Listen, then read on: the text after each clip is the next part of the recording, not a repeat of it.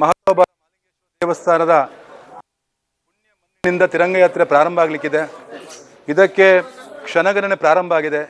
ಸಹಸ್ರ ಸಂಖ್ಯೆಯಲ್ಲಿ ಪುತ್ತೂರಿನ ಮಹಾಜನತೆ, ಯುವಕರು, ಕಿರಿಯರು, ಹಿರಿಯರು ಎಲ್ಲರೂ ಕೂಡ ಭಾಗವಹಿಸುವ ಮುಖಾಂತರ ಇದೊಂದು ಇಡೀ ದೇಶಕ್ಕೆ ಮಾದರಿ ಕಾರ್ಯಕ್ರಮ ಆಗಲಿಕ್ಕಿದೆ.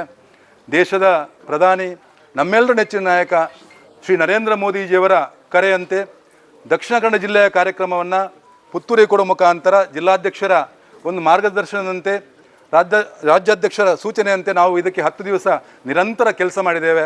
ಪ್ರತಿಯೊಬ್ಬರು ಕೂಡ ರಾಜಕೀಯವನ್ನು ಮರೆತು ಎಲ್ಲರೂ ಅಣ್ಣ ತಮ್ಮಂದಿರ ಥರ ಕೆಲಸ ಮಾಡೋ ಕಾರಣಕ್ಕೋಸ್ಕರ ಈ ಕಾರ್ಯಕ್ರಮ ಅತ್ಯಂತ ಅದ್ಧೂರಿ ಕಾರ್ಯಕ್ರಮ ಆಗಲಿಕ್ಕಿದೆ.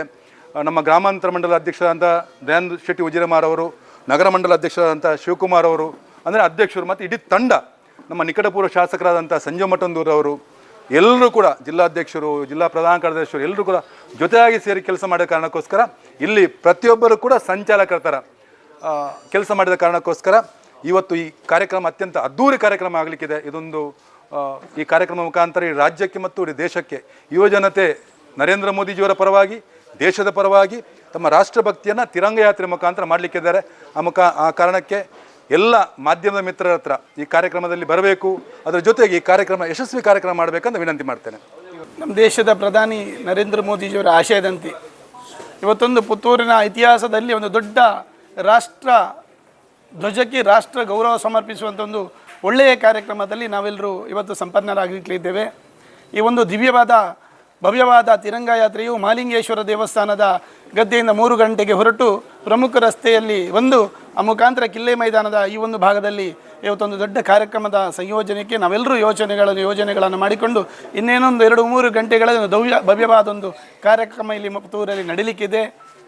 ಆ ಕಾರ್ಯಕ್ರಮದ ಯಶಸ್ವಿಯಲ್ಲಿ ಕಳೆದ 10 ದಿವಸದಿಂದ ನಮ್ಮ ಇಡೀ ತಂಡ, ಕಿಶೋರನ್ನ ಇದರ ಸಂಚಾಲಕರು, ನಮ್ಮ ಮಾಜಿ ಶಾಸಕರಾದಂತಹ ಸಂಜೀವ್ ಮಠಂದೂರವರು ಇದರ ವ್ಯವಸ್ಥೆಯಲ್ಲಿ ಪೂರ್ಣ ತೊಡಗಿಸಿಕೊಂಡು, ಜಿಲ್ಲಾಧ್ಯಕ್ಷರು ಕ್ಷಣದಲ್ಲಿ ಇದರ ಮಾಹಿತಿಯನ್ನು ತಗೊಂಡು ಒಂದು ಅಭೂತಪೂರ್ವವಾದಂಥ ಕಾರ್ಯಕ್ರಮದ ಯಶಸ್ವಿಯಲ್ಲಿ ನಾವು ಕೈ ಜೋಡಿಸಿಕೊಂಡಿದ್ದೇವೆ.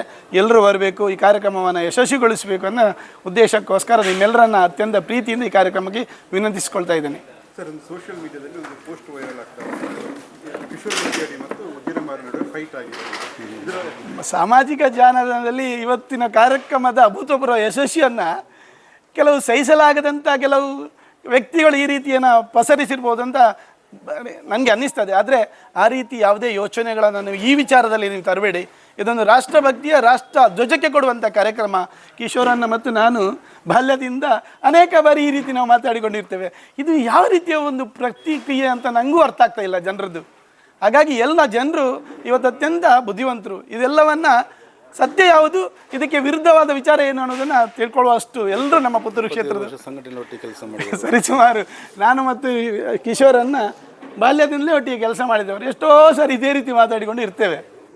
ಇದನ್ನೇ ಯಾವ ರೀತಿ ಇವತ್ತಿನ ಯಾಕೆ ಈ ರೀತಿಯ ಸಮಾಜದ ಬಂಧುಗಳು ಇದನ್ನು ಯಾವ ರೀತಿ ತಗೊಳ್ತಾರೆ ಅನ್ನೋದ್ರ ಬಗ್ಗೆ ನಮಗೂ ಒಂದಷ್ಟು ಈ ರೀತಿ ಆಗ್ತಾ ಇದೆಯಲ್ಲ ಯಾಕೆ ಅಂತ ಹೇಳೋದ್ರ ಬಗ್ಗೆ ನಮಗೂ ಒಂದಷ್ಟು ಸಂಶಯಗಳು ಕಾಣ್ತಾ ಉಂಟು. ಯಾವುದು ನಡೀಲಿಲ್ಲ ಅಂಥದ್ದು ಯಾವುದು ನಡೀಲಿಲ್ಲ.